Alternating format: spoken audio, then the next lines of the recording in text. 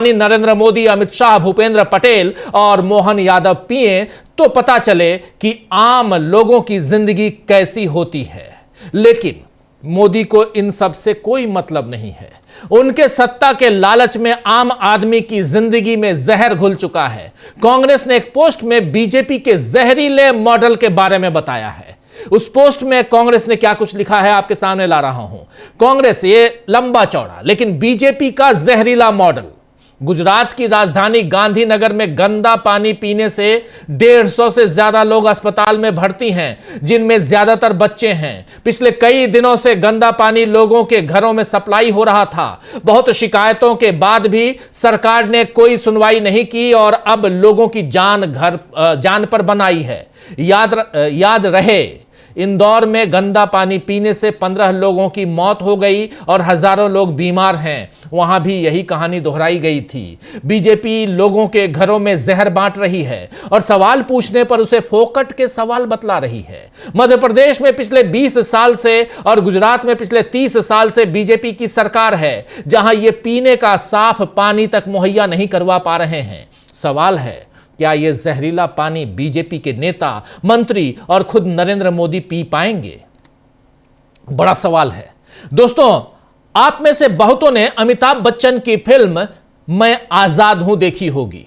ये याद कीजिए, 1989 में यह फिल्म आई थी, 1989 में, जिसमें हीरो नेता से कहता है कि 30 साल में आप लोगों को एक गिलास साफ पानी भी नहीं दे सके। यह डायलॉग है कि 30 साल में आप लोगों को, यानी यहां की जनता को, एक गिलास साफ पानी भी नहीं दे सके। खैर, उस दौर में ऐसी फिल्में बनाने की आजादी थी जिसमें सत्ता पर सवाल उठाए जा सकते थे, जिसमें सत्ता से सवाल पूछे जाते थे, सीधे सवाल।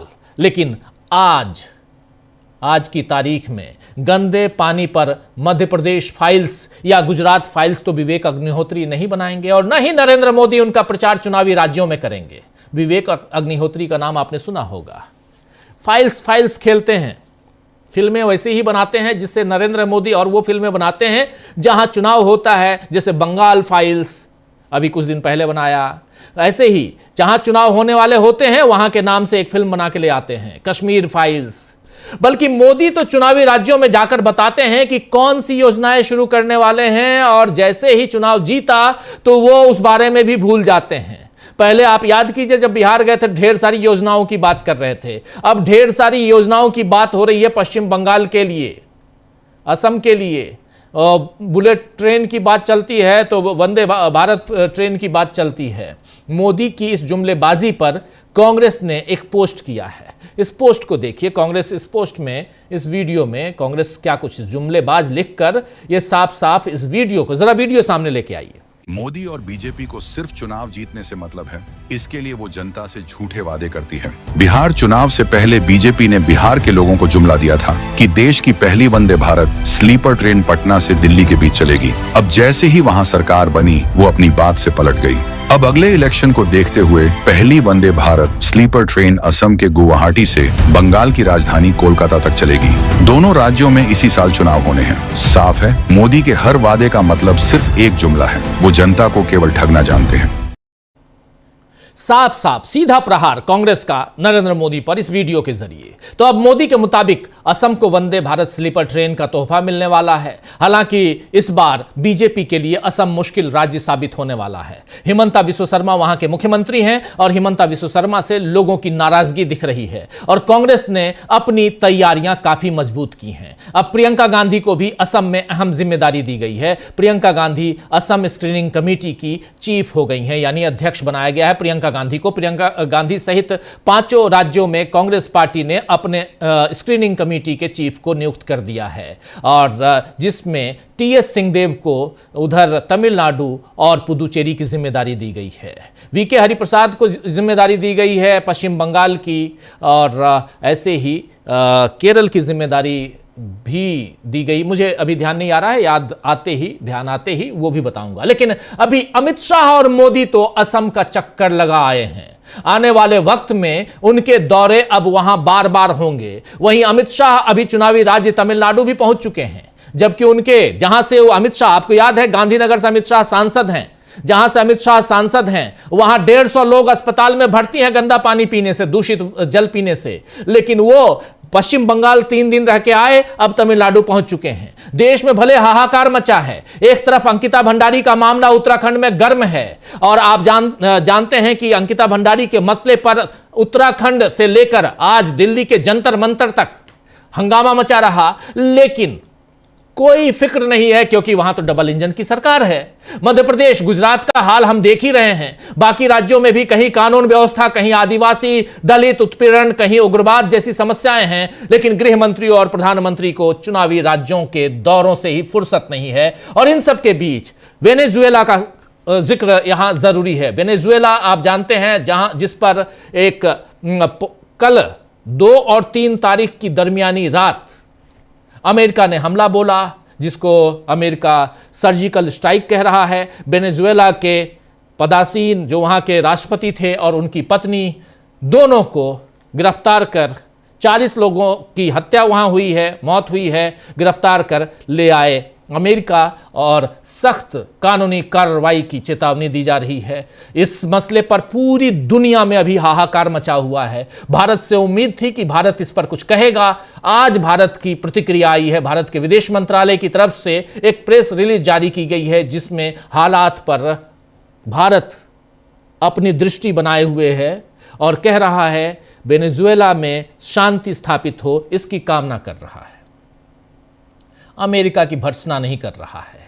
रूस के राष्ट्रपति व्लादिमीर पुतिन ने कल ही प्रेस कॉन्फ्रेंस की, बड़ी सी प्रेस कॉन्फ्रेंस, उसमें पूरी तरह से अमेरिका की और डोनाल्ड ट्रंप की भर्त्सना की। उधर चीन कह रहा है कि आपने जो किया है वो गलत किया है। कल 5 तारीख को यूएनएससी की बैठक है, यूनाइटेड नेशन सिक्योरिटी काउंसिल की कल आपात बैठक बुलाई गई है, और जिसमें इस मसले पर चर्चा होगी। हालांकि बहुत दुखद है कि यूनाइटेड नेशन जो है, अब संयुक्त राष्ट्र संघ अब पूरी तरह एक कठपुतली बन चुका है। उसे बनाया इसलिए गया था कि दुनिया में शांति स्थापित हो, लेकिन तकलीफ यह है कि अब संयुक्त राष्ट्र संघ भी कठपुतली की तरह काम कर रहा है, और दुनिया में अब एक अधिकार दिखाई दे रहा है, जहां जिसको चाहे। यह आज तक नहीं हुआ जो अभी अमेरिका ने किया है, डोनाल्ड ट्रंप ने किया है। और इतना ही नहीं, डोनाल्ड ट्रंप ने यह भी कहा है कि अब वेनेजुएला की जो तेल की जो फैक्ट्रियां हैं, तेल के जो कुएं हैं, उसमें अमेरिका की अच्छी कंपनियां इन्वेस्ट करेंगी और अमेरिका का वहां राज होगा। यानी अमेरिका जिसको चाहे वहां के राष्ट्रपति को, वहां के राष्ट्राध्यक्ष को, वहां के प्रधानमंत्री को उठाकर ले जाए। जो कमजोर देश हैं वो अब उनके लिए ये डरावनी तस्वीर है, कह सकते हैं। क्या दुनिया में यही होने जा रहा है? लेकिन इस बीच प्रधानमंत्री नरेंद्र मोदी की चुप्पी बहुत सारे मसलों पे, चाहे चर्च में जो घटना घटी, चर्च का मामला हो, चाहे यहां 2 संप्रदायों के बीच का मामला हो, एंजल चकमा का मामला हो, चाहे दूषित पानी का मामला हो, छोटी छोटी घटनाएं हिंदुस्तान के अंदर की हैं। इन घटनाओं पर जो प्रधानमंत्री ना बोलता हो, वो वेनेजुएला के मामले पर क्या बोलेगा? आप सोच सकते हैं, अंदाजा लगा सकते हैं। तो आइए दोस्तों, आज चर्चा करेंगे कि कैसे बीजेपी पर जहर फैलाने का जहरीला मॉडल देश में लागू करने का आरोप मोदी और शाह के लिए नुकसानदायक हो सकता है, और इन सब के बीच कांग्रेस किस ढंग से मास्टर स्ट्रोक चल रही है, इस पर भी चर्चा करेंगे। दुनिया की बातें भी करेंगे। सारी चर्चा इस न्यूज पॉइंट में आप सबका स्वागत करता हूं। आइए जरा स्वागत करें हमारे तमाम पैनलिस्ट साथियों का। देखिए, इस वक्त 4 वरिष्ठ साथी हमारे साथ जुड़े हुए हैं। हमारे साथ प्रफुल्ल कोलखियान जी हैं, प्रेम कुमार जी हैं, प्रशांत टंडन जी हैं और जयशंकर गुप्त जी हैं। आप चारों का स्वागत है, इस्तकबाल है। स्वागत इस्तकबाल अब तमाम दोस्त साथी शुभचिंतक आप सबका जो अब तक जुड़ चुके हैं उनका भी, जो जुड़ने वाले हैं उनका भी। सीधे सबसे पहले आना चाहता हूं प्रेम कुमार जी आपके पास। प्रेम कुमार जी, एक तस्वीर सबके सामने रख चुका हूं, देश और दुनिया में क्या चल रहा है। देश से बात करते हैं, नरेंद्र मोदी और अमित शाह और बीजेपी का जहरीला मॉडल, क्या कहेंगे? ये कांग्रेस कह रही है, मैं नहीं कह रहा।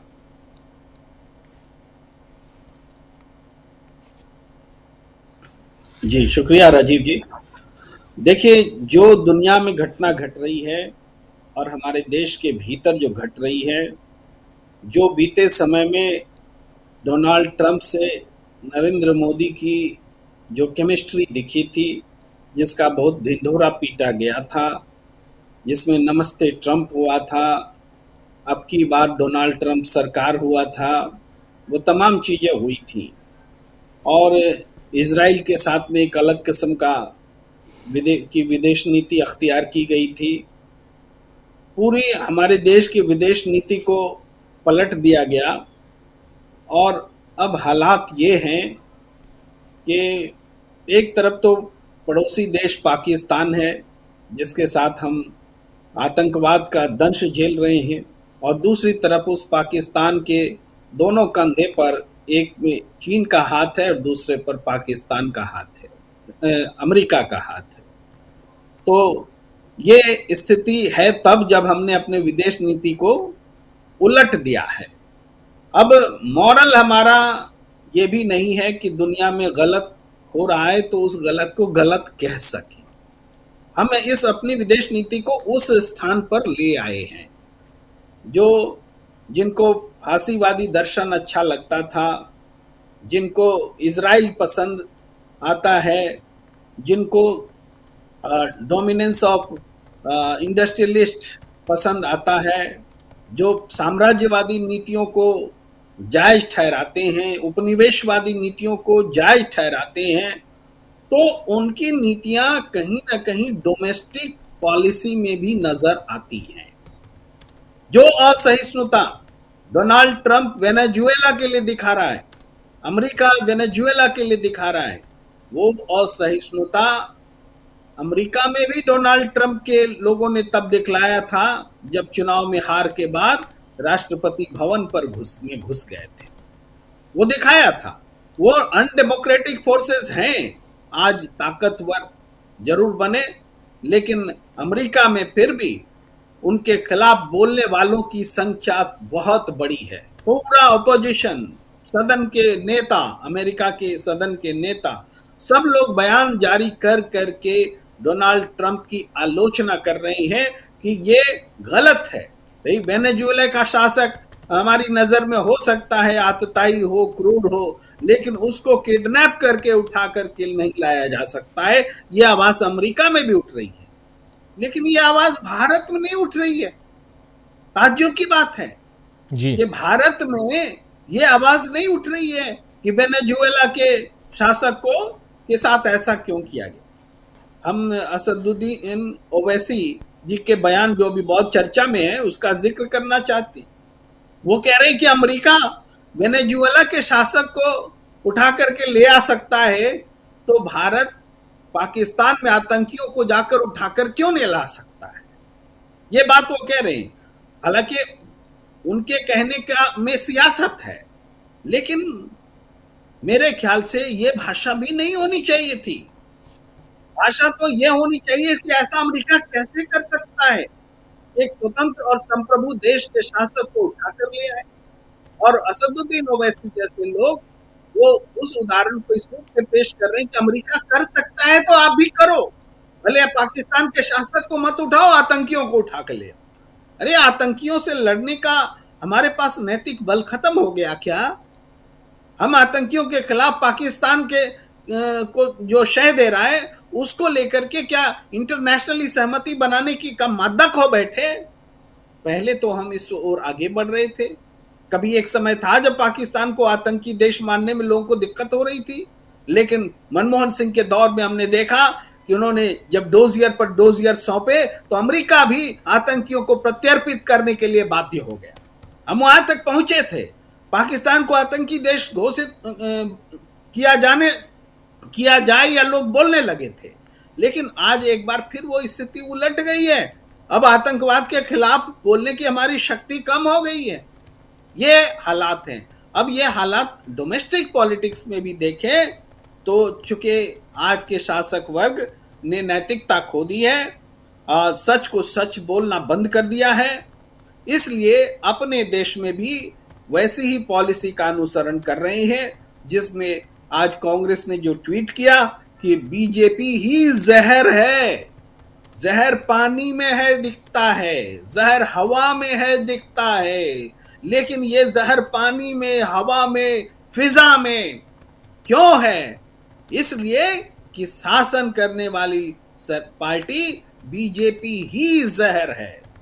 भाई, इसने तो प्राकृतिक जो चीजें हैं उसमें जहर घोला, लेकिन जो ह्यूमन मेड चीजें हैं, भाई समाज में भ्रष्टाचार है, नफरत है, महंगाई है, अमीर गरीब की खाई है, इन सब वोट चोरी है, डेमोक्रेसी पर हमला है, संविधान पर हमला है, एथनिक पॉलिटिक्स है, एक समुदाय को दूसरे समुदाय से लड़ाने की सियासत है, ये जो पूरे देश को तोड़ने का काम हो रहा है, ये जो बातें हो रही हैं, दरअसल ये उसी असहिष्णु नीति का नतीजा है जो असहिष्णु नीति वेनेजुएला के राष्ट्रपति को पत्नी के साथ घसीट कर ले जाने में, वहां की डेमोक्रेसी और वहां के शासन पर कब्जा करने में जुटी रहती है और उसके साथ रहती है। तो ऐसा नहीं है कि अमेरिका में घटना घटी है तो हमारे देश पर इंपैक्ट नहीं पड़ रहा है। रिएक्शन देने में भी इम्पैक्ट है, रिएक्शन छुपाने में भी इम्पैक्ट है, जो बोल रहे हैं उसका भी इम्पैक्ट है, जो नहीं बोल रहे हैं उसका भी इम्पैक्ट है। तो आज देश में हम इस बात के खुशनसीब हैं कि आज भी लोग पानी में जहर है तो उस जहर के खिलाफ सड़क पर है। हम खुशनसीब हैं कि आज महिला की हत्या हो रही है अंकिता भंडारी की, तो उसमें जो सफेद पोश हैं उसके खिलाफ जनता सड़क पर है। वरना ऐसी भी स्थिति आ जाती कि हम संवेदनहीन हो जाते और हम इस पर रिएक्शन देना ही बंद कर देते, जैसा कि वेनेजुएला के मामले में हमारे देश ने एक सरकारी तौर पर उस तरह का रिएक्शन ओढ़ रखा है। भाई हिम्मत कीजिए, हिम्मत कीजिए, हिंदुस्तान को हिंदुस्तान रहने दीजिए। हिंदुस्तान सच के साथ खड़ा रहता है। हिंदुस्तान को आज इजराइल के खिलाफ बोलना था जब इजराइल मानवता का गुनाह कर रहा था मानवता के साथ। आज अमेरिका के खिलाफ बोलना था जब वेनेजुएला के साथ में वो खड़ा होकर के गुनाह कर रहा है, वेनेजुएला के खिलाफ गुनाह कर रहा है। आज आप जानते हैं डिप्लोमेटिक्स जो हमारे राजदूत और हमारे कथित विदेशी जानकार लोग टीवी चैनल पर बैठते हैं तो क्या बोलते हैं, ये तो हर एक राष्ट्र अपने हित के लिए सोचता है। हमारा हित जहां है हम वही बोलेंगे, वही देखेंगे। अरे हमारा हित क्या तात्कालिक घटनाओं में सच्चाई के साथ रहने का नहीं होता है? ये कौन सा हम देश का हित है कि वेनेजुएला के राष्ट्रपति का अपहरण होगा, उस सरकार को अमेरिका चलाएगी और हम चुप रहेंगे? इसी में भारत का हित है। जब अगर इसी में भारत का हित है तो फिर तालिबान की सरकार जब बहाल होती है तो उसमें भी भारत का हित खोजिए। फिर क्यों तालिबानियों को अफगानिस्तान में जाकर छोड़ने गए थे?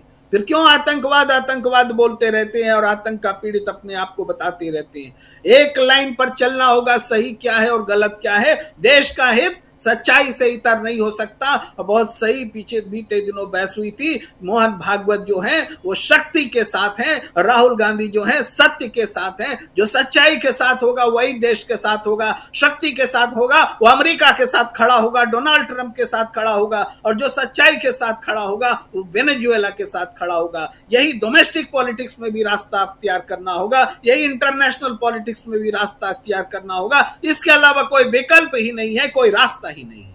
जी बिल्कुल बिल्कुल, आप सही कह रहे हैं कि इसके अलावा कोई विकल्प नहीं है। आप जैसे देश में है वैसे ही विदेश की नीति को भी आपने बना रखा है। विदेश नीति में तमाम अलग अलग देशों, जापान से लेकर रशिया तक और इधर चाइना तक, सबने इसकी भर्त्सना की है। लैटिन अमेरिकी देशों ने भी अब भर्त्सना की है। जिसकी ताकत कितनी है कितनी नहीं ये मायने नहीं रखता, मायने ये रखता है कि एथिकल राजनीति आप कर रहे हैं कि नहीं कर रहे हैं। जहां पर एथिक्स की बात होती है वहां भारत क्यों पिछड़ता हुआ नजर आ रहा है। और अगर यहां आप विदेश नीतियों में पिछड़ते हुए नजर आएंगे तो कहीं ना कहीं आप देश की नीतियों में भी पिछड़ते नजर आएंगे। आपको सीधा सीधा चुनाव चाहिए, रिजल्ट चाहिए। पुदुचेरी पहुंचे यहां नरेंद्र मोदी के साथी यानी देश के गृह मंत्री अमित शाह, और तमिलनाडु, और वहां कह रहे हैं तमिलनाडु में अप्रैल में हमारी सरकार बनने जा रही है। देख लीजिए, अभी से उन्होंने अप्रैल का महीना बता भी दिया कि अप्रैल में हमारी सरकार बनने जा रही है। सरकार की चिंता बहुत ज्यादा है, लेकिन आपके ही गृह राज्य में आपके गृह राज्य की राजधानी गांधीनगर में दूषित पानी पीने से, और इसको पिछले सप्ताह भर से छिपा के रखा गया, मीडिया पर पहरेदारी कर दी गई कि यह खबर लीक ना हो, फिर भी खबर लीक हो गई। और अब अभी भी चिंता इसकी नहीं है, आपको चिंता है वहां चुनाव कैसे जीता जाए। प्रशांत टंडन जी, यहां से लेकर विदेश तक आपकी इस पर प्रतिक्रिया।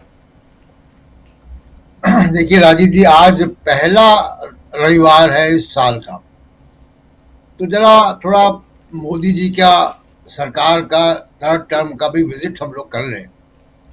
सबसे बड़ा सवाल विश्व गुरु का, वहां से शुरू करते हैं कि बड़ा एक हवा भरी गई कि साहब विश्व गुरु हैं, इनकी मर्जी के बगैर पत्ता भी नहीं हिलता दुनिया में, ये युद्ध रुकवाने वाले पापा हैं। तमाम तरीके के प्रोपोगंडा और पब्लिसिटी की गई। हकीकत क्या है? हकीकत ये है कि जब आपके ऊपर हमला हुआ, आतंकवादी हमला हुआ, और आपने उसका जवाब दिया ऑपरेशन सिंदूर, दुनिया का कोई देश आपके साथ नहीं खड़ा हुआ, इजराइल और अफगानिस्तान के अलावा। आपके जो डेलीगेशंस गए, एमपीज के पहली बार ऐसा डेलीगेशंस भेजे गए मोदी जी के द्वारा, उनसे भी कोई मीनिंगफुल लोग नहीं मिले, ना कोई सीधा कमिटमेंट दिया। तो उसके बाद 60 बार अमेरिकन प्रेसिडेंट डोनाल्ड ट्रंप कह चुके हैं कि सीज फायर उन्होंने करवाया। कहाँ के विश्व गुरु? उसके बाद आप देखिए कि 50% का टैरिफ लगाया। पाकिस्तान के ऊपर 19% का टैरिफ है राजीव जी। तो और 50 देशों पे का टैरिफ भारत से कम है। तो कहाँ से माय डियर फ्रेंड हमारी डोमेस्टिक इंडस्ट्री बैठ रही है? रेडीमेड गारमेंट्स की, ऑटोमोबाइल पार्ट्स की, डायमंड की, फैब्रिक की, तमाम इंडस्ट्री पे सीधा सीधा असर हुआ। तो विदेश नीति का हाल ये है। उसके बाद आप देखिए कि पुतिन यहाँ आए थे और पुतिन साहब से कोई ऐसी एग्रीमेंट नहीं हुआ एनर्जी सेक्टर में, ऑयल सेक्टर में। वेनेजुएला से तेल हम ले रहे थे जून तक, और रिलायंस भी ले रहा था जून 25 तक। सब बंद करना पड़ गया क्योंकि अमेरिकन प्रेशर था। ओएनजीसी, अभी प्रेम कुमार जी भारत के इंटरेस्ट की बात कर रहे थे। ओएनजीसी के इन्वेस्टमेंट हैं राजीव जी 2 प्रोजेक्ट में वेनेजुएला में। हमारा $500 मिलियन वहां पे डिविडेंड का बकाया है। तो इंटरेस्ट तो है हमारा,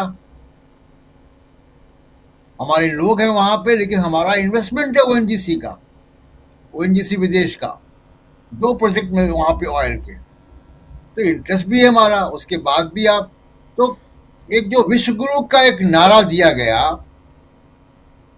वो खोखला साबित हुआ। 2025 में जितनी मल्टीलेटरल समिट हुई हैं, एक में भी मोदी जी गए नहीं क्योंकि ट्रंप से सामना करना पड़ता। अब मुश्किल ये है कि ट्रंप ने जो वेनेजुएला में किया है, वो जितनी भी उसकी भर्त्सना की जाए, आलोचना की जाए, कम है। कि किसी देश की सॉवरेनिटी पे आप इस तरीके से हमला कैसे करेंगे कि उसके राष्ट्रपति को भी उठा के ले जाएंगे।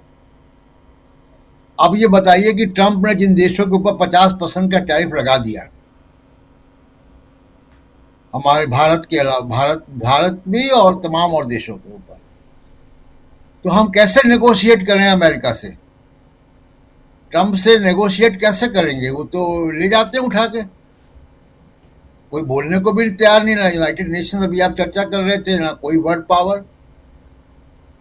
चीन वेनेजुएला के साथ खड़ा हुआ, चीन ने धोखा दे दिया उसको, चीन ने कुछ किया नहीं। तो डोमेस्टिक इंटरनेशनल फ्रंट पे विश्व गुरु का इमेज बिल्कुल एकदम, जिसको चुनाव में भुनाते थे पोस्टर लगा के, वो अब इस काबिल नहीं बचे। सवाल खड़े होंगे। डोमेस्टिक फ्रंट में आप देखिए कि बेरोजगारी है, उसके बाद आप मिसमैनेजमेंट है। सबसे बड़ी चीज है कि मिसमैनेजमेंट है।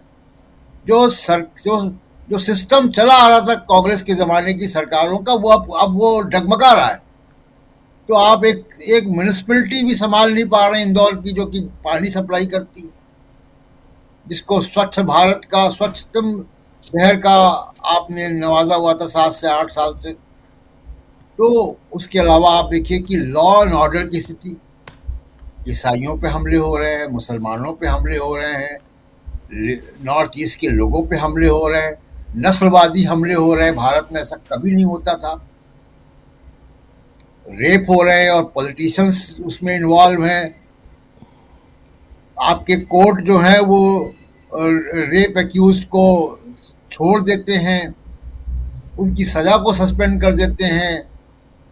तो तमाम सारे मामलों पे आप देखिए, डोमेस्टिक फ्रंट पे, आर्थिक फ्रंट पे, बेरोजगारी पे, प्राइवेट इन्वेस्टमेंट हो नहीं रहे हैं, सब जगह पे कंप्लीट फेलियर है।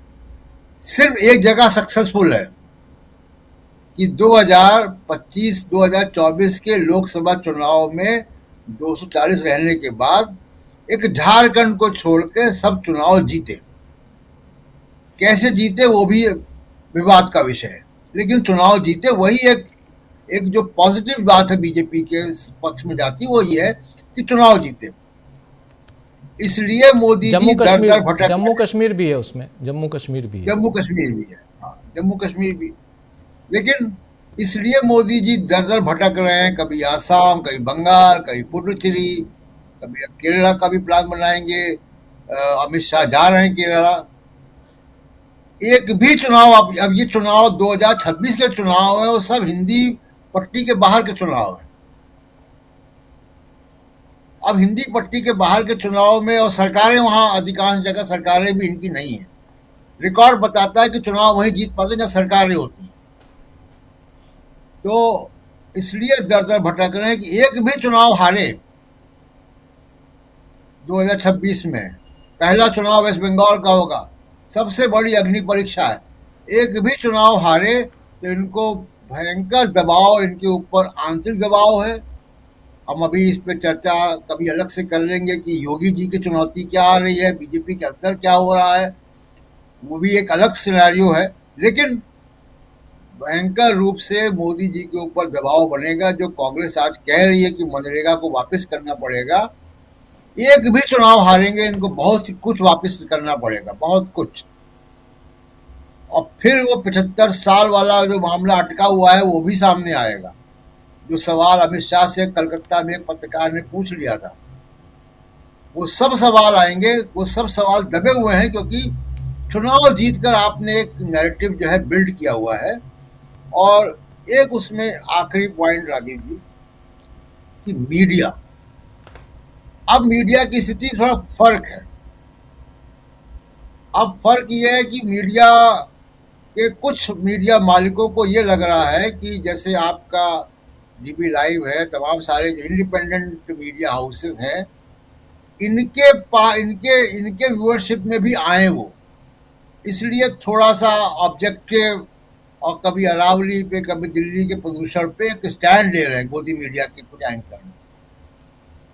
वो इसलिए भी ले रहे हैं। दूसरा एक कारण ये है कि देखिए, कुछ उद्योगपतियों ने मीडिया को लगा कर एक मोदी जी के पक्ष में नैरेटिव बनाया। अब वो ऐसी स्थिति में है कि वो ब्लैकमेल करने की स्थिति में है,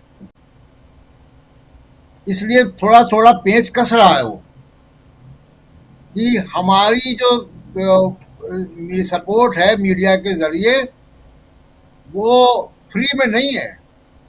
आप दरवाजे खोलो, खजाने खोलो हमारे लिए, विज्ञापन दो हमको, हमारे प्रोजेक्ट को क्लियर करो, बैंक को खोलो हमारे लिए, वरना हम 1 मिनट में आपको हम धाराशाही कर देंगे। ये मीडिया की अब धमकी देना शुरू हो गया मीडिया का। तो ये भी हम देखेंगे कि किस तरीके से मीडिया जो है, अब वो अपनी जो सपोर्ट वो कर रहा है उसकी कीमत भी वसूलेंगे इनके मालिक। जी राजीव जी, यहाँ 2-3 बहुत ही महत्वपूर्ण बात आप रख रहे थे, जिसमें मीडिया की बात भी आप कर रहे हैं। दूसरी बात, कैसे चुनाव दर चुनाव जीतने की कोशिश होती रही। दरअसल 2024 का जो लोकसभा चुनाव था, अब हम तो 2026 में आ गए, अब 2 साल पीछे की बात हो रही है। 2024 के लोकसभा चुनाव में नरेंद्र मोदी संविधान के नाम पर चुनाव हार गए थे।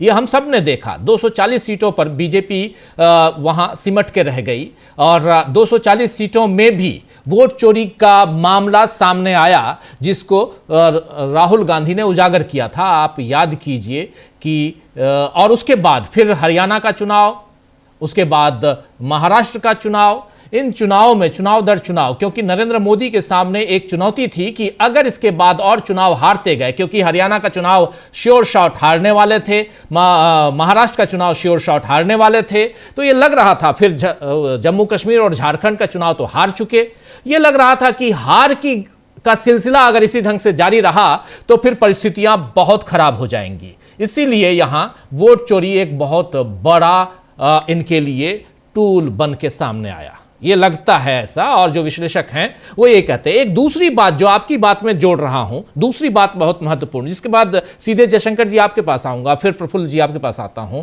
और पश्चिम बंगाल का जिक्र भी आपसे करना चाहता हूं। दूसरी महत्वपूर्ण बात, मीडिया के लोगों और खासकर जितने भी मीडिया हैं जिनको आपने गोदी मीडिया बना लिया, पहले आपने गोदी मीडिया बनाया, उसके बाद उनके दाना पानी जो था उस पर आपने लगाम लगाना शुरू किया। अब वो दाना पानी नहीं मिलेगा, यानी विज्ञापन नहीं मिलेंगे, पैसे नहीं मिलेंगे, तो फिर होगा क्या? कुछ लोगों को आप आगे बढ़ा रहे हैं, जिसमें एक को आपने 15 करोड़ में सरकारी चैनल में भेज दिया, एक को आपने भेज दिया कि चलो जी पुतिन का इंटरव्यू ले आओ, एक को आपने कह दिया चलो जी अदानी साहब इस चैनल को खरीद लो, एक को अदानी साहब ने खरीद लिया, और इसके बाद अगर 2 3 4 लोग रहेंगे तो बाकी क्या करेंगे? झुंझुना बजाएंगे या वो घंटा लेके घूमेंगे? वो फिर उनको तो अपना अस्तित्व चाहिए, सिंपल। और झुंझुना घंटा का इस्तेमाल इसलिए कर रहा हूं क्योंकि आजकल इस सरकार में ऐसे शब्दों का, इस राज में ऐसे शब्दों का इस्तेमाल होने लगा, बहुत तकलीफ के साथ कह रहा हूं। तो फिर चूंकि मीडिया के हम भी हैं, तो क्या करेंगे मीडिया वाले? फिर तो रिवॉल्ट, यहीं से तो विद्रोह की शुरुआत होती है प्रशांत जी। हम लोग पूरी दुनिया में देखते हैं विद्रोह की शुरुआत यहीं से होती है, जब आपको दबाने की कोशिश होती है, जब आपका दाना पानी खत्म करने, रोकने की कोशिश होती है, तो फिर सामने वाला घंटा नहीं बजाएगा, सामने वाला कटोरा लेके नहीं जाएगा, उसके हाथ में अगर कोई मजबूत हथियार है तो आपके ऊपर प्रहार करेगा, वार करेगा। वही मीडिया के हाथ में है, चाहे जुबान हो, चाहे कागज हो, चाहे कलम हो, कर रहा है, करना शुरू कर दिया। लेकिन असदुद्दीन ओवैसी ने अभी एक ट्वीट किया है। असदुद्दीन ओवैसी पे भरोसा नहीं होता है, लेकिन फिर भी समय समय पे कुछ लोग बातें सही कर देते हैं गलत जुबान से। असदुद्दीन ओवैसी ने एक ट्वीट किया है और वीडियो भी जारी किया है, जरा उस ट्वीट को देखते हैं पहले, और क्या लिख रहे हैं, और वीडियो को भी पहले, चलिए वीडियो सुनते हैं क्या कह रहे हैं। हमने देखा कि वेनेजुएला में ट्रंप ने अपनी फौज को भिजाकर वहां के एक जमहूरी तौर पर मुंतखब शुदा सदर को एक मुल्क से, उसी के मुल्क से उठाकर अमेरिका लेकर चले गए।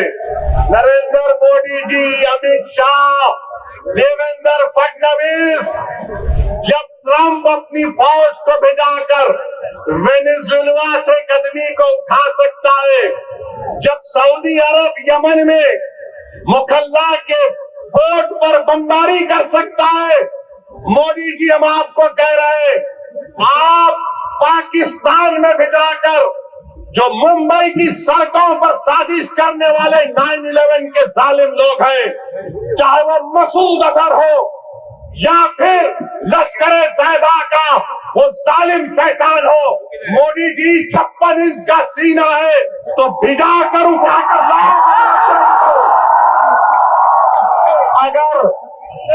अगर ट्रम्प कर सकता है तो क्या आप कम है? जब ट्रम्प कर सकता है तो आपको भी करना पड़ेगा, क्योंकि मोदी ने कहा था अब की बार ट्रम्प सरकार।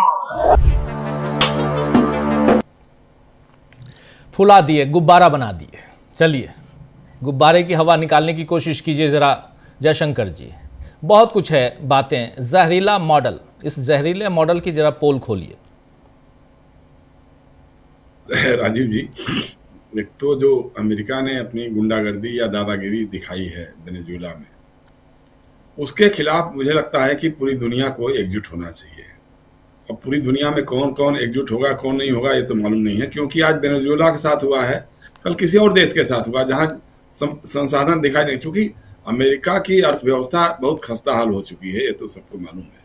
अब वो कोशिश कर रहा है डकैत की तरह से कि जाकर वहाँ डकैती कर ले, वहाँ कर ले, वहाँ जाकर के वहाँ के तेल कूपों को कब्जा करेगा, वहाँ अमेरिकी कंपनियां जाकर के बिजनेस करेंगे, वहां के संसाधनों को लूटेंगे। ये तो साफ साफ कह भी दिया है ना।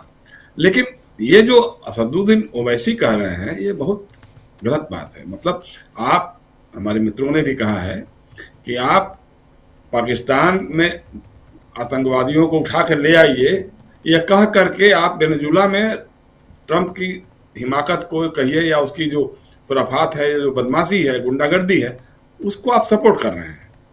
हम कतई नहीं इसके हामी हैं, हम इसके कायल कतई नहीं हो सकते हैं। ट्रंप ने गलत काम किया है तो उसका विरोध होना चाहिए। लेकिन सवाल यह है कि हमारी विदेश नीति आज इतनी चौपट है, मतलब इतनी खराब तो हमको लगता है कभी नहीं रही होगी, आज़ादी के बाद से आज तक जो है कभी नहीं रही होगी। आज आप देखिए, जैसे अभी प्रशांत गिना रहे थे कि जब पहलगांव का आतंकवादी हमला हुआ पहलगांव में, तो हमारे साथ इक्का दुक्का देशों के अलावा कोई खड़ा नहीं था। आज हमारा पूरा पड़ोस हमारे खिलाफ है।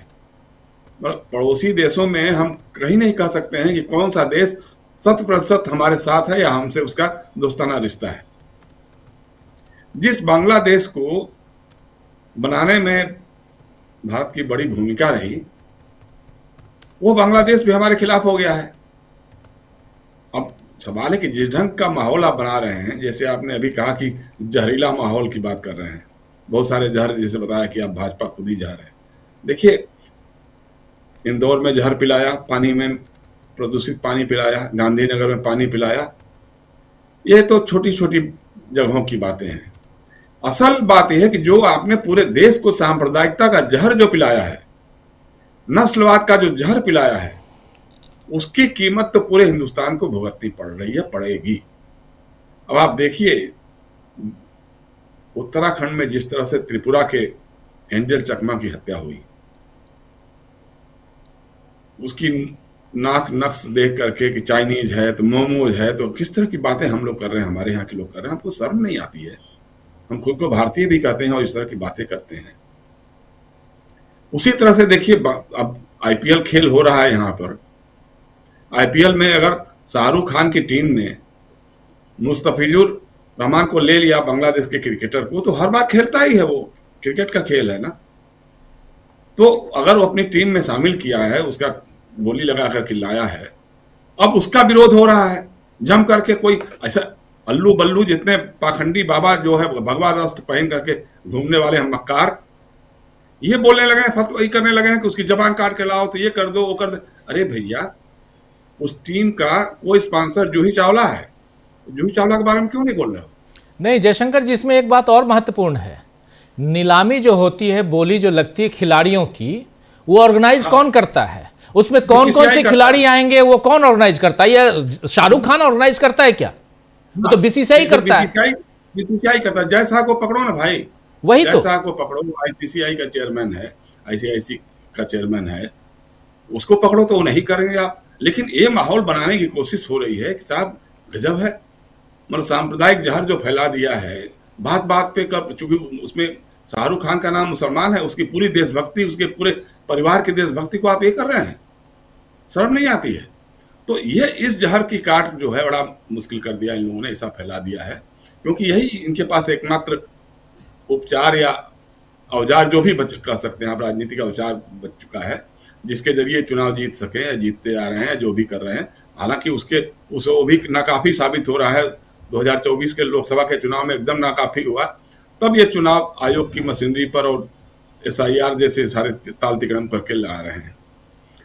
कितनी बड़ी बात है, मतलब आप सोच नहीं सकते हैं कि आज हम इसी चैनल पे हमने कई बार चर्चा की है, गांव में जो माहौल बनाया हुआ है, किस तरह से बच्चे, नए पीढ़ी के बच्चे जो डिस्कस कर रहे हैं। भाई अब उसी के बदले में आज उसने कह दिया, बांग्लादेश ने कह दिया हम हिंदुस्तान में नहीं खेलेंगे, IPL का जो मैच होगा हम नहीं खेलेंगे हिंदुस्तान में। अब आप करिए, अब देखिए आप क्या फैसला लेते हैं, आप ICC क्या फैसला लेता है। तो इस तरह से आप जो रिश्ते बना रहे हैं पाकिस्तान के खिलाफ, पहले पाकिस्तान में आप जाएंगे नहीं, पाकिस्तान को आप यहाँ आने नहीं देंगे, तो आप करेंगे क्या? तो हमारी विदेश नीति की पूरी चौपट व्यवस्था में है, और आज हम कुछ बोलने की हालत में नहीं है। अभी बोल रहे थे प्रशांत जी, विश्वगुरु की बात हो रही है। भाई विश्वगुरु युद्ध रुकवा सकता है, लेकिन टैरिफ नहीं हटवा सकता है। टैरिफ हटवाने की बात तो छोड़ दीजिए, टैरिफ कम भी नहीं करवा सकता है। टैरिफ कम करने के बाद भी छोड़ दिए, टैरिफ पर बात करने की हिम्मत नहीं जुटा पा रहा है कि हम एक बार ट्रंप से बात तो कर लें। सारी पूजा कराई, यहाँ पे कितने मंदिरों में क्या क्या हुआ, ट्रंप के नाम पर सब कुछ हुआ, उस पर कोई बोलने को तैयार नहीं है। तो ये सारी चीजें हैं, मतलब इस समय देश जो है उथल पुथल की स्थिति में है। जो हालत दिखाई दे रही है, चाहे वो अंकिता भंडारी की बात हो, अंकिता भंडारी के मामले में जिस तरह के बयान आए हैं लोगों के, या वहीं का एक मंत्री जो है, मंत्री जो रेखा आर्या है, उनके पति जो कह रहे हैं, उनका गिरधारी लाल साहू या क्या है, वो कह रहे हैं साहब शादियां होने में कोई रुकावट नहीं है, 20,000 रुपए में तो बिहार से लड़कियां ले आओ, वहां शादी कर लो। 3 शादियां हैं इनकी, अब ऐसा सुनने में आया है। अब उसमें से कौन खरीद के लाए हैं, कौन क्या किए हैं तो मालूम नहीं है। रेखा जी को खरीदा है कि क्या किया है ये तो वही बता सकते हैं। लेकिन इतनी शर्मनाक बातें हो रही हैं, कर रहे हैं। उत्तर प्रदेश का एक मंत्री जो निषाद है, उसने कहा, क्या कह दिया नीतीश कुमार के बारे में, जब नीतीश कुमार ने किसी बच्ची का बुर्का खींचा था जी, उस पर जब किसी जर्नलिस्ट ने पूछा तो निषाद ने क्या कहा कि अरे भाई बुर्का ही ना हटाया था, कहीं इधर उधर कर दिया होता तो क्या होता, कहीं इधर उधर हाथ लगा देता तो क्या होता। इतने बेशर्म इस तरह का बयान दे रहे हैं और फिर भी सरकार में बने हुए हैं। इंदौर में 15 लोग गंदा पानी पी करके मर गए और वहां का विधायक, वहां का मिनिस्टर अगर जर्नलिस्ट सवाल करता है तो कहता है कि फोकट का सवाल क्या करते हो, ये फोकट का सवाल क्यों पूछते हो, और जब कुछ और बोलता है तो कहता घंटा। और फिर भी वो मंत्री बना हुआ है सरकार में। उसी सरकार में एक मंत्री विजय शाह, जब पहलगांव ऑपरेशन सिंदूर जब हो रहा था उस समय जो हमारी सोफिया कुरैशी थी उसके बारे में क्या उसने बयान दिया। ये सब करने के बावजूद, अदालती ऑब्जर्वेशंस के बावजूद वो सब मंत्री बने हुए हैं, कोई दिक्कत नहीं है। और अमित शाह से बेशर्मी से के अलावा और क्या उम्मीद कर सकते हैं आप। गांधीनगर में लोग त्राही माम कर रहे हैं, गंदे पानी, प्रदूषित पानी पी करके 100-150 लोग बीमार पड़े हैं और पता नहीं कितने और लोग पड़े हुए होंगे। तो मीडिया से जो क्षण की खबर आ रही है वो आप बता रहे हैं जी, 150 लोगों की बात आ रही है, 150 लोगों की बात आ रही है और पता नहीं कितने लोग होंगे, क्या होगा। लेकिन आप गांधीनगर जाने के बजाय, वहां के एडमिनिस्ट्रेशन को दुरुस्त करने के बजाय, वहां तथ्यों का पता करने के बजाय, जो घायल हुए लोग, बीमार पड़े हुए लोग हैं, उनके लिए राहत की बातें करने के बजाय आप जाके तमिलनाडु में सरकार बनवा रहे हैं। 5 राज्यों में चुनाव है। मैं दावे के साथ कह सकता हूं कि 4 राज्यों में तो इनकी लुटिया डूबने वाली है। एकमात्र रह गया राज्य असम, जहां इनकी अपनी सरकार है, लेकिन वहां भी माहौल बहुत खराब है। हिमंता बिस्व शर्मा के भ्रष्टाचार और निकम्मेपन को लेकर के लोगों में जनाक्रोश भयानक फैला हुआ है।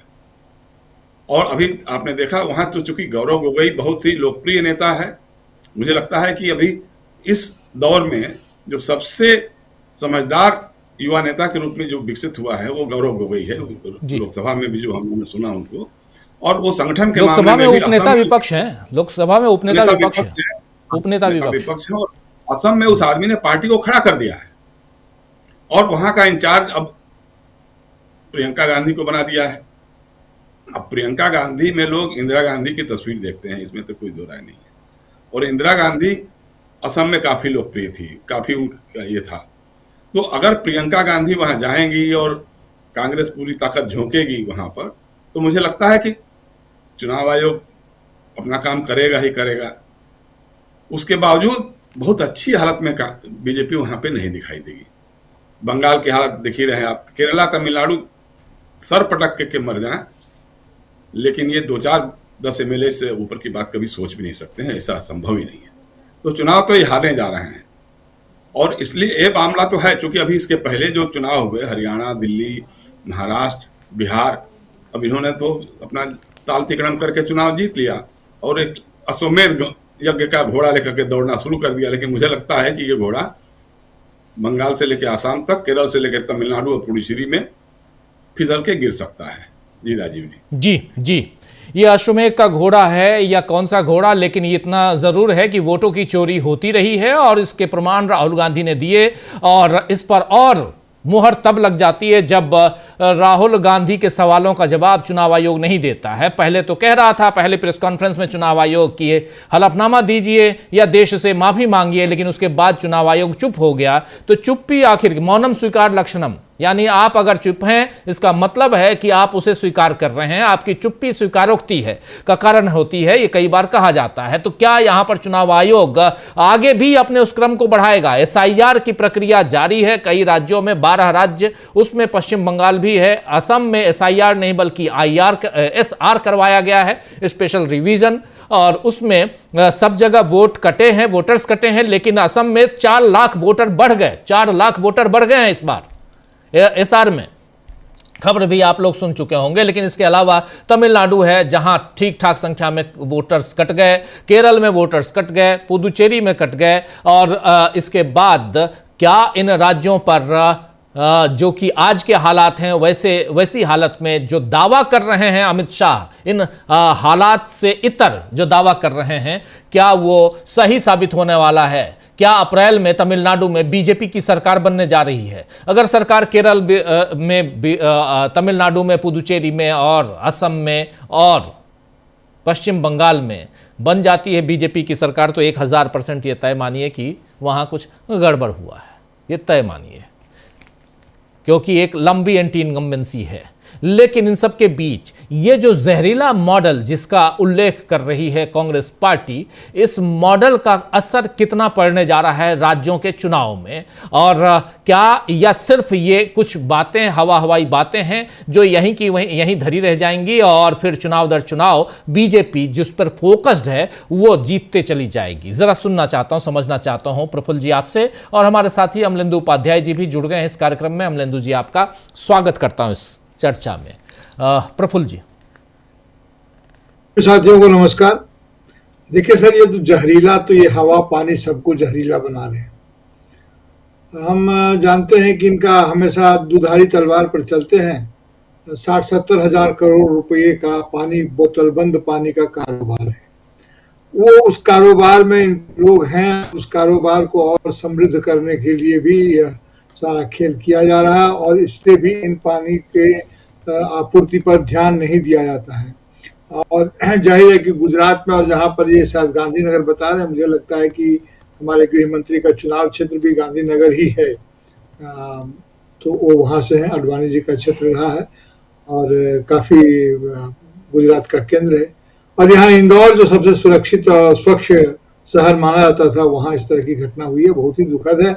अब बाकी जो शब्दावलियों का इस्तेमाल हो रहा है, तो जहर, ये तो गांधीनगर बड़ा ऐतिहासिक है। जी जी जी। अडवाणी का टिकट काट के वहां से नरेंद्र मोदी को उठाया गया था, उतारा गया था, और अब अमित शाह है, नरेंद्र मोदी दोनों जगह से उतरे थे। याद कीजिए 2014 का चुनाव, गांधीनगर भी और फिर यहाँ वाराणसी भी। गांधीनगर को उन्होंने बाद में छोड़ दिया, अमित शाह वहां से चुनाव लड़े, जीते, और अमित शाह वहां के सांसद हैं। लेकिन इससे भी बड़ी बात है कि गांधीनगर हो या कोई और नगर हो, ये पहली बात कि इन दोनों महानुभावों का वो गृह राज्य है। कम से कम अपने गृह राज्य में तो स्वच्छ जल दे दें, और वहीं पे हम गांधीनगर में, अहमदाबाद में आप ये कॉमनवेल्थ गेम्स करवाने जा रहे हैं। जी खैर, न सिर्फ इनका गृह राज्य है जी, न सिर्फ इनका गृह राज्य है, बल्कि ये तो गुजरात मॉडल लेकर के आए थे जी, मॉडल देने वाला राज्य पूरे देश में। जी बिल्कुल, पूरे देश। तो अभी तो शुरुआत हुई है, देखिए कि मॉडल में जहर है तो उस जहर का असर है। लेकिन जिस ढंग की ये कोशिश कर रहे हैं, चुनाव को जिस ढंग से इन्होंने जहरीला बनाया है, पूरी चुनाव प्रक्रिया को, उससे लोकतंत्र बीमार हो रहा है, उससे लोकतंत्र पूरी तरह से बीमार हो गया है। और पूरी दुनिया इस बात को देख रही है। वहाँ पर जो हम लोग वेनेजुएला की जो घटना घटी है, वेनेजुएला की, उसकी हम लोग भर्त्सना करते हैं। भारत सरकार अभी बहुत ही गंभीरता से देख रही है, और देखने के बाद फिर कुछ कहेगी। तो अभी वो गंभीरता से देखे, लेकिन लोग महसूस कर रहे हैं कि भारत सरकार को जितनी गंभीरता से देखे, उससे अधिक गंभीरता से लोग भारत सरकार को देख रहे हैं कि भारत सरकार ने ऐसी कठिन घड़ी में कोई वक्त नहीं दिया। वहां पर जो कई आरोप थे, जायज नाजायज अपनी जगह पर है, लेकिन एक आरोप यह भी था कि चुनाव को वहां भी जहरीला बनाया गया था। और वहां जब चुनाव को जहरीला बना दिया गया और अमेरिका को यह मालूम हो गया कि इस तरह की स्थिति यहाँ पर भीतर में है, और तभी अमेरिका ने ऐसा साहस का इस्तेमाल किया कि जाकर के वहां के राष्ट्रपति को धर दबोचा। अपहरण ही तो कर लिया है, सीधी सी बात है। उनका अपहरण करके अपने यहाँ ले आए हैं। चीन और ये तमाम बोल रहे हैं, वो जो दक्षिण कोरिया के भी जो किंग जॉन्ग है वो बोल रहे हैं कि इन्हें करो, नहीं तो दुश्मनी है, नहीं तो इसका नतीजा भोगना होगा। उधर ईरान का मामला है, इतना बड़ा तेल का भंडार है वेनेजुएला के पास, उस पर उनकी नजर है, और वो बोलते हैं कि वो शासन करेंगे, वो शासन करेंगे वहां, वो उनके निर्देशन में सब कुछ चलेगा। ऐसा लगता है कि वेनेजुएला में राष्ट्रपति शासन लागू कर दिया गया है, और जब चाहेंगे तब ये हमारे ट्रंप महोदय दुनिया के किसी भी देश पर राष्ट्रपति शासन लागू कर देंगे, उनके वो अधिकार हासिल हो गया है। मैं ये कहना चाहता हूं कि भारत में जिस प्रकार से चुनाव को जहरीला बनाया जा रहा है, अंतर्राष्ट्रीय समुदायों के बीच में गलत संदेश जा रहा है।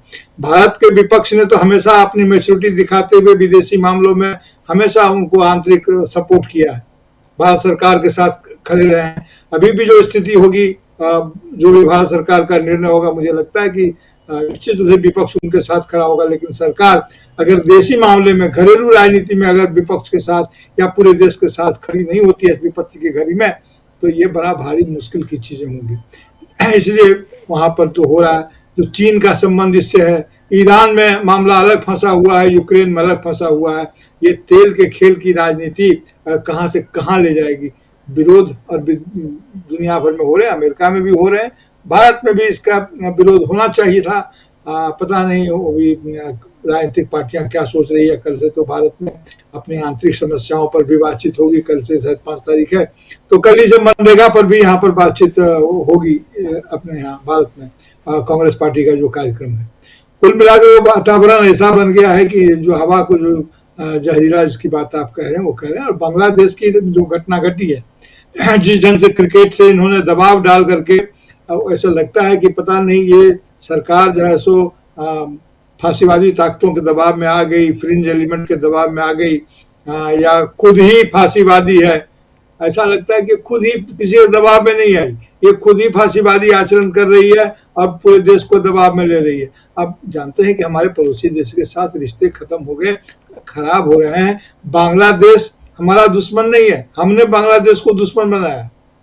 और कई बार हम लोग कह देते हैं कि बांग्लादेश भी विपरीत खेमे में चल गया, हमने उन्हें धकेल दिया है उसके साथ व्यवहार करके। अभी भी जो हुआ है, बांग्लादेश पर कट्टरपंथियों का अधिक दबाव है, लेकिन फैसला हमारे यहाँ उल्टा लिए जाते हैं। किसके दबाव में फैसला लिया गया? अभी हम लोग बातचीत कर ही रहे थे कि जयशाह जी ने की समिति ने, बीसीसीआई ने उसका नाम रखा होगा, तब वो वहां पर आया होगा और तब उसकी नीलामी या जो भी होता है उसकी प्रक्रिया हुई और उसका चयन हुआ।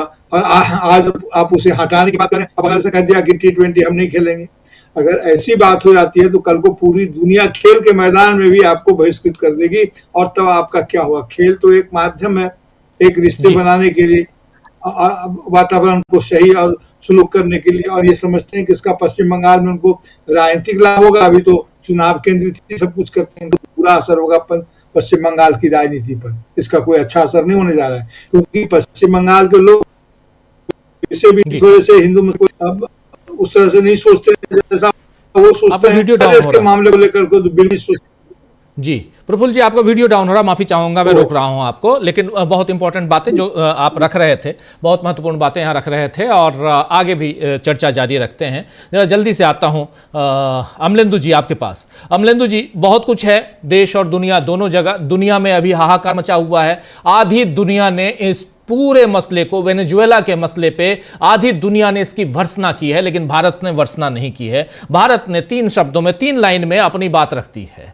पहली बात, भारत का कहना है कि वेनेजुएला में हालिया घटनाक्रम गहरी चिंता का विषय है। हम वहां की बदलती स्थिति पर करीबी से नजर रखे हुए। बस भारत वेनेजुएला के लोगों की सुरक्षा और उनकी भलाई के लिए अपने समर्थन को फिर से दोहराता है। हम सभी संबंधित पक्षों से अपील करते हैं कि मुद्दों का समाधान बातचीत के जरिए शांतिपूर्ण तरीके से किया जाए ताकि क्षेत्र में शांति और स्थिरता बनी रहे। अमेरिका से हम कुछ नहीं कहेंगे, हमारी हिम्मत नहीं है कहने की। और यहां पर तकलीफ है जब विदेश का मामला है और उसमें अगर भारत की विदेश नीति में गड़बड़ियां दिखाई देती हैं तो हम जैसे पत्रकारों को बोलना पड़ता है। इसमें अगर कोई कहे कि नहीं ये देश का विदेश का, पाकिस्तान और भारत के बीच जब कॉन्फ्लिक्ट हुआ, ऑपरेशन सिंदूर चला, हम भारत के साथ थे, भारत की सेना के साथ थे और भारत की सेना का पुरजोर समर्थन कर रहे थे। लेकिन अगर आप भारत को कहीं, इस देश को कहीं दांव पे लगाने की कोशिश करेंगे तो फिर हम आपका समर्थन नहीं करेंगे, यह भी तय है। यह साफ साफ एक मीडिया का फर्ज होता है, एक पत्रकार का फर्ज होता है। और हम और आप छोड़ दीजिए, पत्रकार हैं, मीडिया है सेकेंडरी, प्राइमरी इस देश के नागरिक होने के कारण भी यह फर्ज बनता है कि हम अपने देश की रक्षा की सौगंध लेते हैं और वह उस पर हम कायम रहें। लेकिन कोई भी अगर हमारे देश की रक्षा या कहीं ना कहीं देश को अगर बदहाल स्थिति में ले जाने के लिए आतुर हो तो फिर हम आपका साथ कैसे देंगे, सवाल उठता है। इसलिए तो चलिए, एक तो यह है कि वेनेजुएला पर अभी घटनाक्रम बहुत तेजी से हम बदलते हुए देख रहे हैं। तेल का खेल है, ये सब जान रहे हैं। तेल के कुओं में आग लगी हुई है। आग मतलब वो नहीं कि ओरिजिनल आग लगी हुई है, वहां पे आग लगाने की कोशिश कर रहे हैं डोनाल्ड ट्रंप खुद बिजनेसमैन हैं। वो चाहते हैं कि पहले देख लीजिए, अगर आप चीन को पे लगाम कसने की कोशिश कर रहे हैं तो आप तीसरे वर्ल्ड वार को बुला रहे हैं आप अपने दरवाजे पे।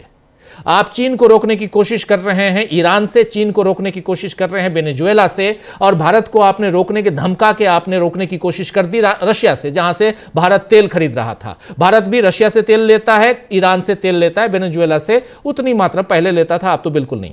तो इस पे लगाम लगाकर और सारे कुओं पे आप अपना हक जमाना चाहेंगे। अब ईरान में आप अयतुल्ला अली खामनेई को आपने कब्जे में लेना चाहेंगे, उधर मादुरो को आपने कब्जे में ले लिया, आप इधर चीन के ऊपर और रूस के ऊपर भी दबाव बनाने की कोशिश करेंगे तो कहीं ना कहीं ये तीसरे विश्व युद्ध की आहट आप दे रहे हैं, ये दिखाई दे रहा है। और इन सब पे हम लोग चर्चा और करेंगे, विस्तार से चर्चा करेंगे अमलेंदु जी। लेकिन यहां बहुत ही महत्वपूर्ण बात है कि इन सब के बीच हमारे भारत में, हमारे देश में जो सत्तारूढ़ दल है वो क्या कर रहा है। वो इंदौर के बारे में कुछ नहीं बोलता, वो गांधीनगर के दूषित पानी से कितने मरे हैं ये नहीं पता, 150 बीमार हैं ये खबर आई है, उसके बारे में कुछ नहीं बोलता। अंकिता भंडारी के मामले पे कुछ नहीं बोलता, उत्तराखंड में जो हुआ। वो गाजियाबाद में या उत्तर प्रदेश में कहीं कुछ होता है, वो कफ सिरप के बारे में कुछ नहीं कहता है, वो एंजल चकमा के बारे में कुछ नहीं कहता है, वो क्रिसमस पर यहां उपद्रवी लोग जो उपद्रव मचाते हैं उस पर कुछ नहीं कहता है। रायपुर में इन लोगों को गिरफ्तार किया गया था, उसके बाद जब कल वो छूट के आए हैं तो उनके पक्ष में नारेबाजी, उनको कंधे पे उठाकर बजरंग दल के लोगों को, और जिस प्रकार नारेबाजी हुई है और इस ईसाई समुदाय के खिलाफ जो वहां पर अपशब्द कहे गए हैं, इस पर कुछ नहीं कहता। ये कुछ नहीं कहता जिसे कांग्रेस पार्टी जहरीला मॉडल कह रही है। क्या कहेंगे आप इस पे? निश्चित तौर पर राजीव जी, ये मॉडल तो जहरीला है ही, और यही गुजरात मॉडल है। जिस गुजरात मॉडल की बात हो रही है, गुजरात मॉडल भी यही जहरीला मॉडल है। आपको याद होगा कि 2014 के लोकसभा चुनाव में जब मोदी जी गुजरात मॉडल लेकर आए थे तो जब पूछा जाता था कि गुजरात मॉडल क्या है तो बताते थे विकास का मॉडल है गुजरात मॉडल। तो विकास के नाम पे उस समय लेकर आए थे कि विकास का मॉडल गुजरात मॉडल है, लेकिन वो कौन सा विकास था गुजरात का वो अभी तक बताया नहीं गया कि विकास का मॉडल कहाँ है। मुझे राजीव जी अच्छी तरीके से याद है, इसकी भूमिका ये थी, वो 2011-12 से ही बनना शुरू हो गई थी कि गुजरात का कोई विकास का मॉडल है। 2012 का विधानसभा चुनाव था उत्तर प्रदेश का, मैं एक टीवी चैनल पे था बहस में, और जो उसके संपादक साहब थे वो उस समय बहस करवा रहे थे, तो उन्होंने बताया कि बहुत विकसित है गुजरात। तो मैंने उन्हें बताया कि ये एजेंडा है, इसको चलाया जाता है, प्रोपेगेंडा है, और गुजरात विकसित नहीं है, तमाम जो मानक है उनमें बहुत पीछे है। बहरहाल वो काफ़ी ज़्यादा गुस्सा हो गए ऑनलाइन ही, और फिर उन्होंने ये कहना पड़ा कि हमारे जो एक्सपर्ट हैं उनको जानकारी नहीं है, असल में गुजरात की वो जानकारी उन संपादक महोदय के पास ही थी। तो ये राजीव जी उस समय से शुरू हो गया था बनाना कि गुजरात मॉडल कोई है। लेकिन जो असली गुजरात मॉडल है राजीव जी, वो पहले उसकी पोल खुली तब जब ट्रंप आए और नमस्ते ट्रंप हुआ, तब उसकी पोल खुली, जब दीवारें जो थी, वो पर्दे जो थे वो लगाए गए और झुग्गी झोपड़ियाँ जो थी और बस्तियाँ थी, नाले थे, वो उनसे छिपाए गए। तब मालूम पड़ा कि कोई गुजरात का विकास मॉडल ऐसा भी है जो पर्दों से ढका जाता है जब ट्रंप आ जाता है, और अब जो है वो गांधीनगर के जरिए विकास मॉडल खुलकर सामने आ रहा है। तो ये तो राजीव जी इनके विकास का जो मॉडल है, गुजरात मॉडल है, उसकी असलियत जो है वो जनता के सामने बार बार आती है। और यही गुजरात मॉडल राजीव जी इंदौर में भी है। इंदौर में भी वही मॉडल तो वहीं से लाया गया ना, मॉडल तो सब जगह गुजरात का ही लागू किया जा रहा है, वही मॉडल है। और वही मॉडल राजीव जी उत्तराखंड में अंकिता भंडारी के मामले में भी है, गुजरात मॉडल। भाई वहाँ सब जब बिल्किस बानो के जो रेपिस्ट हैं वो जमानत पर जब छूट के आते हैं तो उनका कैसे स्वागत किया जाता है, तो यही मॉडल जो है ये अंकिता भंडारी के मामले में भी उत्तराखंड में जो है वो लागू किया जा रहा है। तो मॉडल इनका राजीव जी सब जगह एक है, लेकिन इस मॉडल के बीच में राजीव जी चिंताएं बढ़ती हैं। वो देश में तो खैर चिंता है ही कि देश में लोकतंत्र रहेगा कि नहीं रहेगा, लोकतंत्र रहेगा तो किस हालत में रहेगा, कैसा लोकतंत्र रहेगा।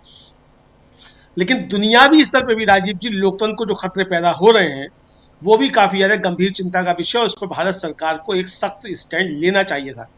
हम देख रहे हैं राजीव जी कि कल जो था वो हमारा जो विदेश मंत्रालय है उसने एक एडवाइजरी जारी कर दी अपने नागरिकों के लिए जो वेनेजुएला में हैं कि भाई आप सुरक्षित रहिए, घरों से मत निकलिए, और फला फला और मेल पे संपर्क कीजिए और इस पर कीजिए।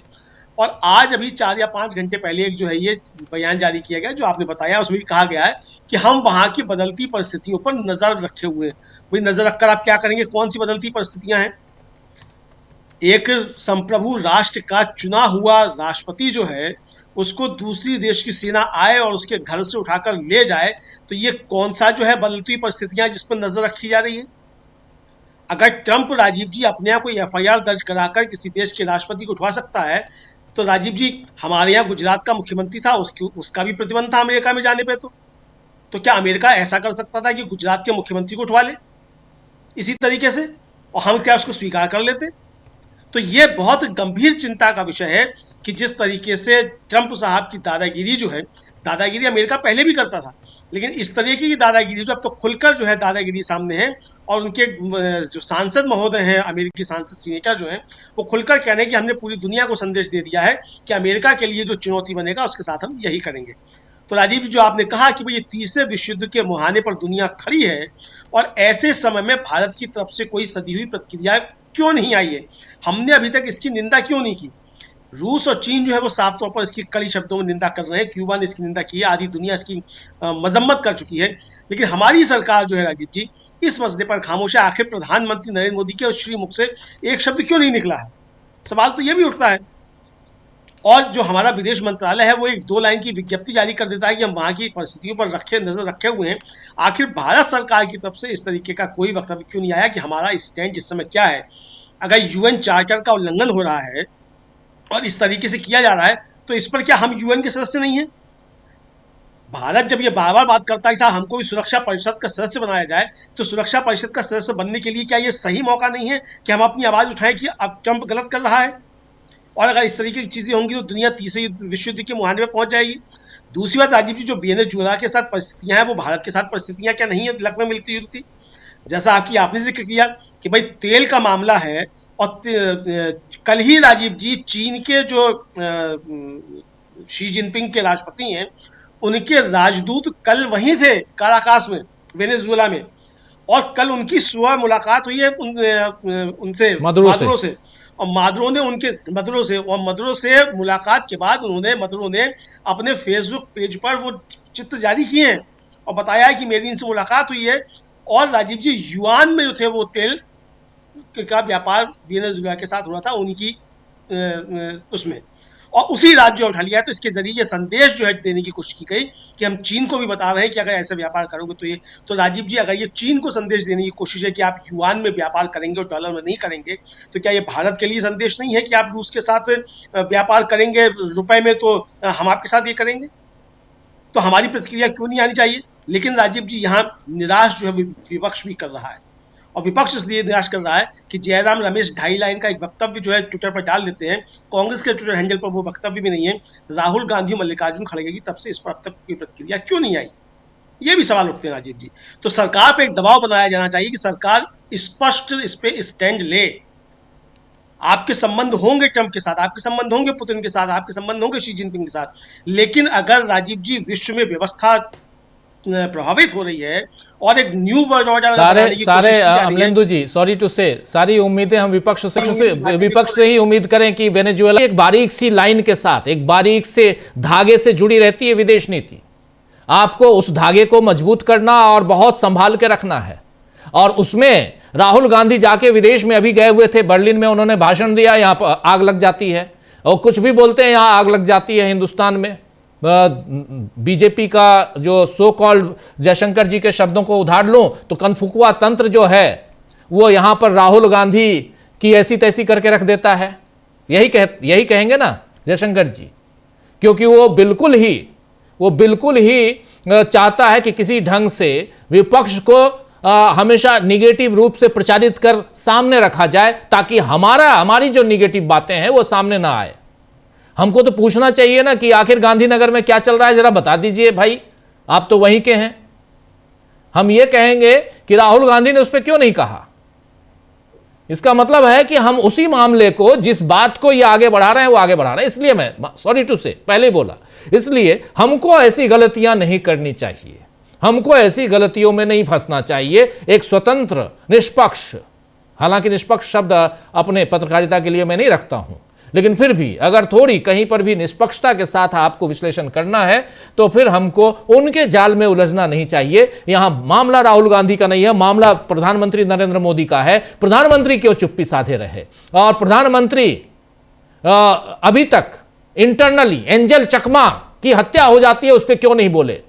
प्रधानमंत्री 16 लोगों की अब मौत हो चुकी है आधिकारिक तौर पे यहां इंदौर में, उस पर क्यों नहीं बोले अभी तक। उनकी डबल इंजन की सरकार है। ऐसे तमाम मसलों पे आप चर्च में जाकर प्रार्थना सभा में हिस्सा लेते हैं, हाथ जोड़ते हैं, लेकिन उसी वक्त जो घटनाएं घट रही हैं देश भर में उस पर आप क्यों नहीं बोलते हैं। सवाल प्रधानमंत्री से, क्योंकि सरकार सत्ता पर वो काबिज है, सत्ता की मलाई कोई और खाए और गाली कोई और सुने, ऐसे देश चलता है क्या। खैर अमलेंदु जी अपनी बात आगे बढ़ाइए। मैं राजीव जी ये नहीं कह रहा हूं कि राहुल गांधी जो है वो बयान दे दें कि साहब अमेरिका का हम निंदा करते हैं। मैं कह रहा हूं कि सरकार से सवाल क्यों नहीं पूछा जाएगा, इस पे भी सरकार सवाल क्यों नहीं पूछा जाएगा। अगर विदेश नीति की बात होगी तो इस पे भी सवाल क्यों नहीं पूछा जाएगा, क्योंकि राजीव जी ये मसला सिर्फ वेनेजुएला से संबंधित नहीं है। जो मसला जो है बहुत ज्यादा गंभीर है। आप एक देश के राष्ट्रपति को, संप्रभु देश के राष्ट्रपति को आप उठाकर इस तरीके से ले जाते हैं, तो इस पर बात क्यों नहीं होनी चाहिए। सरकार हमारी खामोश क्यों है, और सरकार अगर खामोश है तो विपक्ष उस सरकार से सवाल क्यों नहीं पूछा है भाई आपका स्टैंड क्या है। भाई भारत की तरफ से प्रतिक्रिया होनी चाहिए ना, तो भारत की तरफ से प्रतिक्रिया क्या होगी, तो विपक्ष को उस पर बात करनी चाहिए। मेरा कहने का तात्पर्य सीधा सा इतना है कि विपक्ष को इस पर सवाल करना चाहिए प्रधानमंत्री से कि मान्यवर भारत का इस पर रुख क्या है। अब कल को अगर यूएन में बात होगी तो यूएन पे भारत का कोई पक्ष होगा ना, जब आएगी बात इस पे, तो क्या पक्ष होगा भारत का, वो कैसे तय होगा। अकेले मोदी जी तय कर लेंगे क्या कि मोदी उनकी दोस्ती है ट्रंप साहब से, तो जाके वोट कर देंगे वहां। भाई देश को आपको विश्वास में लेना पड़ेगा ना, विदेश नीति आपकी अकेले की तो है नहीं। तो इसलिए मेरा कहना है कि विपक्ष को प्रधानमंत्री से सवाल करना चाहिए कि आपकी इस मसले पर भी खामोशी क्यों है, और इस मसले पर भारत का रुख क्या है, स्पष्ट कीजिए, हम आपके साथ हैं। तो ये है। दूसरा राजीव जी, गांधीनगर के मसले पर अगर आप सोचें कि इस पर मोदी जी को जवाब दे देंगे, राहुल गांधी ने कल ही कहा कि जब कोई बारी आती इस तरह की मोदी जी हमेशा की तरह खामोश हो जाते हैं। एंजल चकमा के मसले पर भी खामोश हैं, गांधीनगर के मसले पर भी खामोश हैं, अंकिता भंडारी के मसले पर भी खामोश हैं। तो खामोश रहेंगे इन मसलों पर, लेकिन कपड़ों से पहचान लेंगे। तो जो कपड़ों से पहचानने की राजनीति है राजीव जी, असल में भरोसा उसी पर है कि कपड़ों से पहचान लिया जाएगा तो इंदौर भी होगा, तो गांधीनगर भी होगा, और अंकिता भंडारी वाले मसले भी होंगे, क्योंकि आपको भरोसा इस पर है कि आप तो कपड़ों से पहचान लेते हैं। जी बिल्कुल। प्रेम कुमार जी, बहुत सारी बातें हम लोग फर्स्ट राउंड में कर चुके हैं, अब थोड़ा सा हम आगे बढ़ें और इन तमाम मसलों को ज़रा आने वाले, क्योंकि अभी से 15-20 दिन बाद गर्माहट जो है वो सिर्फ और सियासी गर्मी रहेगी। चुनाव की चर्चा होगी, और वो गर्मी भरने की कोशिश अमित शाह और नरेंद्र मोदी ऑलरेडी कर रहे हैं। अमित शाह पहुंच गए वहाँ तमिलनाडु, और तमिलनाडु से बिल्कुल हुंकार भर रहे हैं कि अप्रैल में हमारी सरकार यहाँ बिल्कुल खूंटा गाड़ने वाले हैं, हम यहीं बनने वाली हमारी सरकार तमिलनाडु में। क्या लगता है आपको, जो बात कह रहे थे जयशंकर जी कि एक भी जगह कुछ नहीं मिलने वाला, आपको भी ऐसा लगता है या अब तो किसी चीज पे भरोसा ही नहीं होता?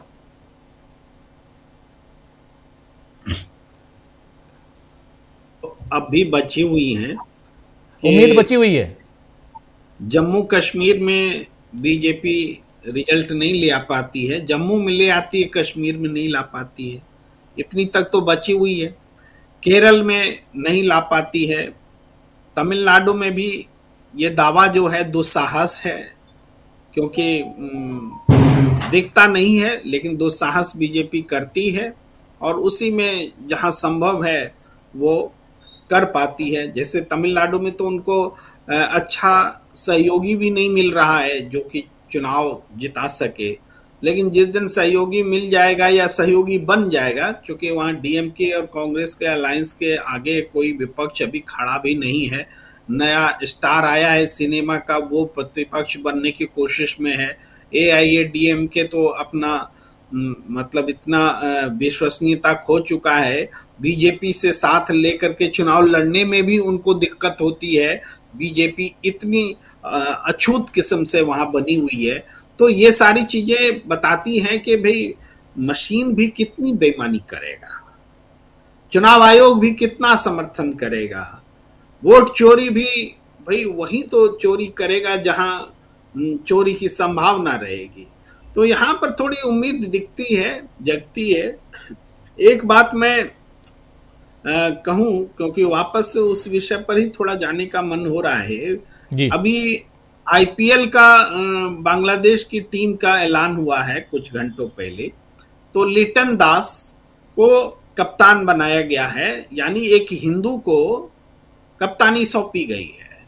तो ये भी एक बड़ी बात है एक ऐसे समय में, जबकि भारत में बांग्लादेशी प्लेयर को आईपीएल से हटाया गया, तो वहाँ जो आईपीएल का वर्ल्ड कप का जो टीम बनी है उसमें बांग्लादेश ने एक हिंदू को कप्तान बनाया है। अब इसी में ये बात भी हमें ध्यान में आती है, इसको सही नहीं मानते, इसको वो आरएसएस वाले सही मानते हैं, वो ताकत से दिखाने वाले लोग हैं। शायद इसीलिए एस जयशंकर बोलते हैं कि चाइना को हम कैसे जवाब दे सकते हैं, वो तो बहुत ताकतवर देश है। तो ये ताकत को मानने वाले लोग झुकते भी चरण में उतनी ही जल्दी है और चढ़ते भी बहुत जल्दी है, कमजोर पर चढ़ जाएंगे और मजबूत के सामने झुक जाएंगे। ये ताकत को सर्वोपरि मानने वालों का यही स्वभाव होता है, आरएसएस बीजेपी वालों का यही स्वभाव है। इसीलिए बहुत लोग कहते हैं कि ये लोग बहुत डरपोक लोग हैं, तो जब जब जरूरत पड़ी है ये लोग डरपोक ही साबित हुए हैं। तो उनकी विदेश नीति में भी ये लचीलापन तो थोड़ा बोलचाल की भाषा है, ये डरपोकपन जो है ना वो दिखता है। जब से हिंदुस्तान की सरकार बीजेपी आरएसएस के हाथों में आई है, ये डरपोकपन विदेश नीति में चढ़कर बोलता है। अब घरेलू पॉलिटिक्स में देखिए, घरेलू पॉलिटिक्स में ये किसको हराते हैं, यहां भी ताकत दिखती है। भाई ममता बनर्जी को तो नहीं हरा पाते हैं, ममता कर दिया है, जितनी संवैधानिक संस्थाएं हैं उन सब का हेल्थ खराब कर दिया है, उसमें पता नहीं क्या क्या मिश्रण कर दिया है। ये सारी चीजें हैं, ये इस वजह से ये लंबा फेज चल रहा है जिसमें संघर्ष करना मुश्किल हो रहा है। लेकिन हम जानते हैं कि हमारे में इम्यूनिटी है, हमारी देश की जनता में इम्यूनिटी है कि ऐसे डिजास्टरस वायरस जो हैं जो हमें संक्रमित कर रहे हैं उससे वो लड़ेंगे और फिर से देश में एक रिवाइवल होगा, पॉलिटिक्स का रिवाइवल होगा और तमाम चीजों का रिवाइवल। जी बिल्कुल बिल्कुल। प्रशांत जी कैसे देखा जाए? प्रशांत जी देखिए, पहली बात तो राजीव जी, देश में कहीं भी आप इंदौर से लेके दिल्ली तक देखेंगे, चाहे रायपुर देखें, आप उत्तराखंड देखें, छत्तीसगढ़ देखें, अराजकता का माहौल है। और ये पूरी अराजकता, मतलब मैंने पहले नहीं देखा कभी ऐसा कि विदेश नीति गुर्गे और उचक्के तय करें। कौन खिलाड़ी किस कंट्री का कहाँ खेलेगा, किसके साथ खेलेगा, उसका नतीजा क्या हो रहा है कि 1971 में जिस पूर्वी पाकिस्तान को काट कर हमने बांग्लादेश बनाया भारत ने, और बांग्लादेश से जो है वो संबंध भी ठीक रहे, तो हमने अपना एक ईस्टर्न बॉर्डर सिक्योर कर लिया था। वहां कोई दिक्कत नहीं थी, उसको सिक्योर कर लिया था। घुसपैठिया करके प्रधानमंत्री नरेंद्र मोदी ने बांग्लादेश को, और आप देखिए कि एक सड़क छाप जो लिंच मॉब है उसकी भाषा, एक अनपढ़ गंवार कोई व्यक्ति है उसकी भाषा, गृह मंत्री की भाषा, प्रधानमंत्री की भाषा एक जैसी है। ये कभी आपने देखा? ये तो शब्दावली भी एक जैसी है, वही शब्दावली इस्तेमाल हो रही है, और उसका नतीजा क्या हो रहा है कि आप जो कभी नहीं हुआ, पाकिस्तान, पूर्वी पाकिस्तान को यानी पाकिस्तान के हाथ काट के बांग्लादेश बना दिया, उसके बाद कभी नहीं हुआ कि पाकिस्तान और बांग्लादेश के संबंध अच्छे हो जाएं। आज जब हम आप यहाँ बात कर रहे हैं तो पाकिस्तान, वो बांग्लादेश एयरफोर्स चीफ पाकिस्तान में है, कराची और ढाका की डायरेक्ट फ्लाइट चालू हो रही है। अब पाकिस्तान सीधे तौर पर बांग्लादेश में है, उनकी समर्थित सरकार भी है, तब आप कर लीजिए।